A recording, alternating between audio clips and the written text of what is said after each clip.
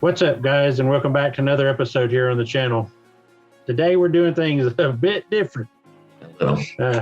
Me and Josh are doing this over Zoom because they decided to drop Loki on a weekday. So we are here to cover episode 1 of Loki. And what you got to say about it, man? I loved it. What about you? I really enjoyed it. It was strange, and I got a lot of questions for the review part, but yeah. As we always do on this channel, when we do a recap and a review, we start with the recap. So we're going to jump into that right now, and we'll get back with you guys at the end. Sounds good. The God of Mischief series has premiered on Disney Plus with an episode called Glorious Purpose, sending the morally dubious MCU villain on a solo adventure after his escape in Avengers Endgame. This show's version of Loki isn't the one who made peace with his brother Thor shortly before being slain by Thanos. This is actually Loki from an earlier point in the MCU timeline. After his defeat at the Battle of New York, Loki was originally brought home to Asgard to face justice. But the Avengers revisited this moment through time travel, and inadvertently gave him the chance to teleport away with a powerful Tesseract, a move that created a branch in the timeline. This show follows the meaner, crueler Loki immediately from that moment.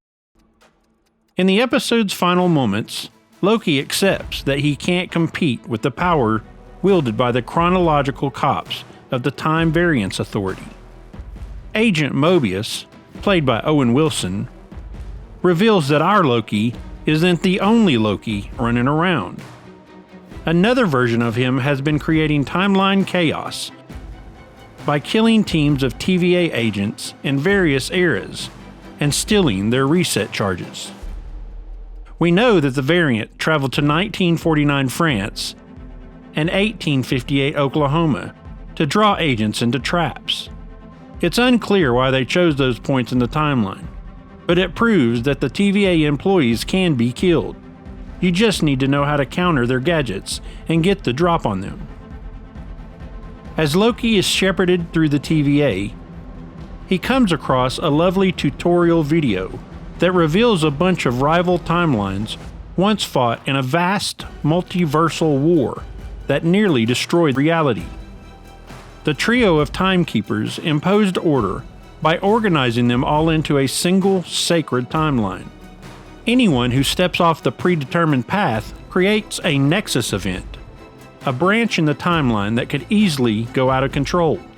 The TVA arrests the offender and sets the timeline back to its original path with reset charges. I suspect the timekeepers aren't as altruistic as the tutorial makes them seem.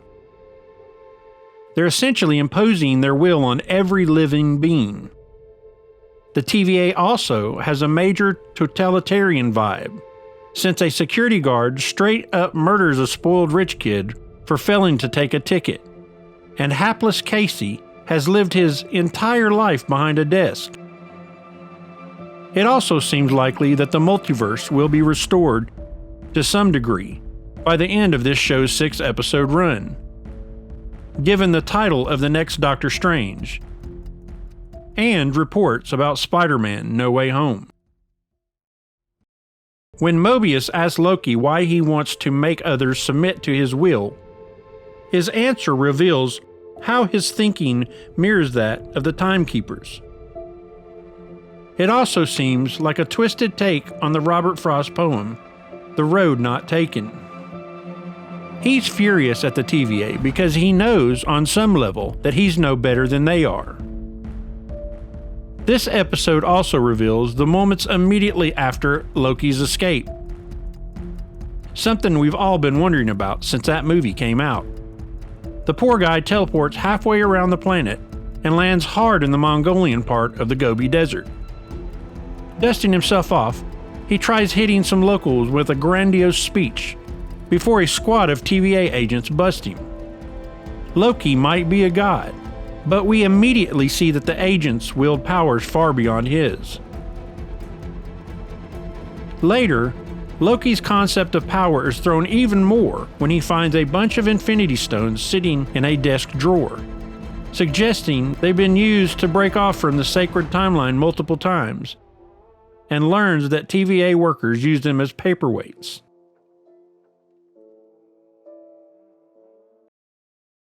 Yeah, man, that was really good. It was a little stranger than I thought it was going to be. They took off hard and fast, but they did. Thankfully, it worked out well. So what kind of threw me off, and you tell me if you agree, was that when they said that he was going to help them catch himself. Yeah, right there at the end. Yeah, it's like you're the bad guy. Right. I feel like it was kind of projecting that way, especially the scene in the church when it said stab wounds and everything. I was like, that's going to be another Loki, because knives are kind of his thing. Yeah, that's true. He's the god of knives. Yeah, right. My biggest kind of WTF and questions are, did they just kill all the people in those timelines? Like when they reset or whatever they called it? Oh, I guess so. They're just killing. That may trillions. have been why Mobius. That may have been why Mobius told the little girl to go outside. Right. And then he didn't want to watch it happen to her. Right. And the first time they pick Loki up in the Gobi Desert, they put that device down and it starts doing something, but then they walk away quickly. That's true. They don't really show what it does. Yeah. Other than the animated bit with the exactly clock, it's like they obliterate the timeline. Well, I'm really excited about this series going forward. How do you see it tying into, say, Doctor Strange? I know it's going to be the multi-timelines and the multiverse, but I just kept thinking about it the whole time. They even said multiverse at one point. So if I had to make a prediction right now, I think Loki's going to team up with his bad self and mischief. They said the word several times, create complete havoc in the timeline. So we might have a bunch of crazy multiverse stuff for Doctor Strange to fix. Well, that's a question for you, because you're, I guess, the resident comic book expert. Expert. Has there been anything like that where there were multiple Lokis in the previous comics? I think so. I haven't really done too much research on it since I literally watched it 10 minutes ago. One thing that is from the comics is there's a lady version of Loki. Okay. And I think there's kind of, not to be too spoiler, there's been hints that might be in the show. So I'm betting the bad Loki they're hunting down is the lady Loki. Is a female. Okay. Yeah. Well. And then that could have her going forward if Tom Hiddleston doesn't want to continue. So what are they going to do? Like a whole series of female villains? Maybe. And then they're gonna fight the female heroes. Yeah, there's talk of a A-Force. I think they call it A-Force movie, which is all female heroes. But yeah, I can see them doing that. I can see them doing that for sure. Yeah, they already kind of did that in Endgame. And they had the scene with all the ladies coming together and fighting to the van. Yeah, I remember that. So I know that you have some points usually. Do you have anything on this episode? A couple things that kind of took the Marvel Universe in a bad direction, I think, is the cart having so many Infinity Stones in it. Yeah, that was really cheapened it. I felt like that was the thing. Dude, I was totally like I felt a sense of disappointment when they showed that scene. Yes, exactly. I was like, they meant so much in our world. Yeah, but even my wife was like, trinkets. "Oh, they're meaningless now." Yeah, they're trinkets. They're almost a nuisance. Yeah, and then like paper clips in the bottom of your drawer. You know? Right, exactly. And then the TVA being all powerful. I mean, like, how do you beat that? It's incomprehensible.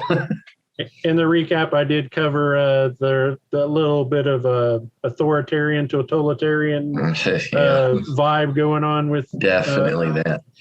So yeah, it's like it's beautiful, but when they were showing the scene of the world where they live, Mm-hmm. it was really cool. Yeah, it looked amazing. But then they're like, this is not a good place. Yeah, and like there's no magic or anything, which I think I've mentioned this in another review. The first Thor movie sets it up where magic isn't actually magic, it's just high levels of technology. True. And then they've kind of gone back to it being magic, like Doctor Strange wields magic, and it's something they can just turn off. So is Wanda's magic? Is it? It's chaos magic. That's what they called it in the show. Yeah. But she got it through like scientific methods, right? She got it through the Infinity Stones. The Infinity Stone, but she was experimented on by scientists with the Infinity Stone.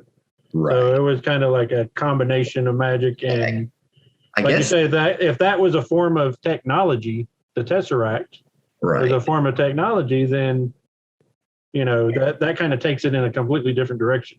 Right. Magic. But on that show, they also imply that Wanda is a witch even as a kid.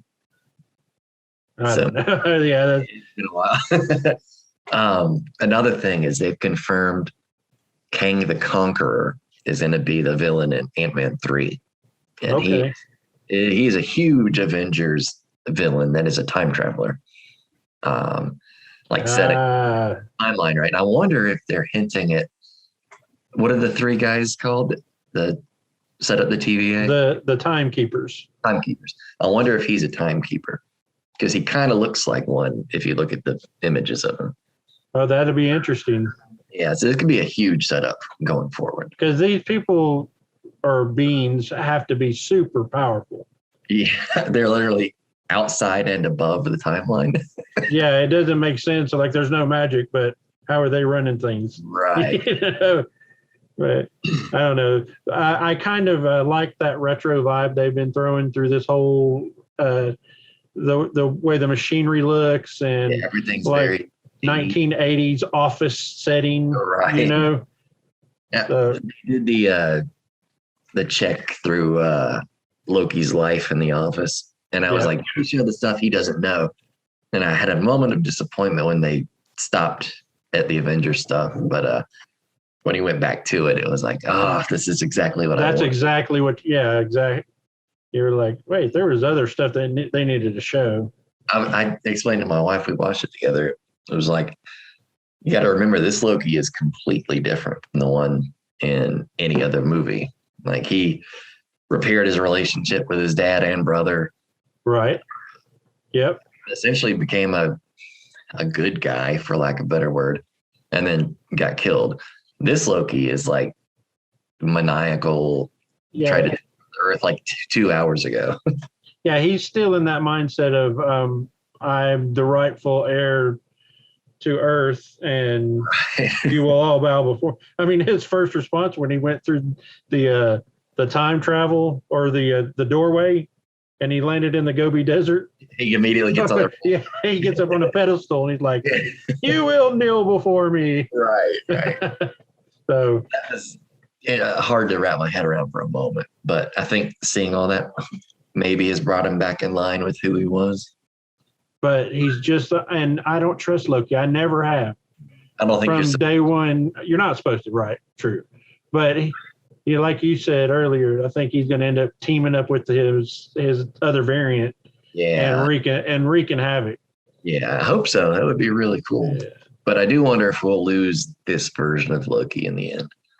I wonder if they'll go with a different actor if they theoretically can do anything now. They move forward with the female Loki, right. Maybe, Right. Who knows? But we've got 5 episodes to find out. So there's only 6 again. Oh man, that's such a letdown. I mean, this one was 50 minutes long. Yeah. I mean, if you cut out credits, probably 46 minutes long. But I'm going to go out on a limb here and say this first episode is better than the best episode of Falcon and Winter Soldier. wow, that's a big statement there, bud. Yeah. I like Falcon, don't get me wrong, but this show already has me hooked. Yeah, I like it too. I think it's going to be a lot of fun. Tom Hiddleston is a great actor, and I was a little trepidatious about Owen Wilson's role in this. Yeah, because we've only pretty much seen him in rom-coms, up to this point, maybe a couple of comedies, but he's doing a great job so far at this character. I very much like his character so far. Yeah, the nose is a little distracting, but it always is. That's his signature nose, man. Yeah. Well, we're not going to drag this on forever because we got to do this 5 more times before we're through Loki. The show for being on Wednesdays. Yeah, and I'm going to say that this was great and can't wait to see the next one. I know. Here's hoping it's good. All right, guys. Well, thanks for coming by, and we'll catch you guys on the next video. Be sure to like and subscribe.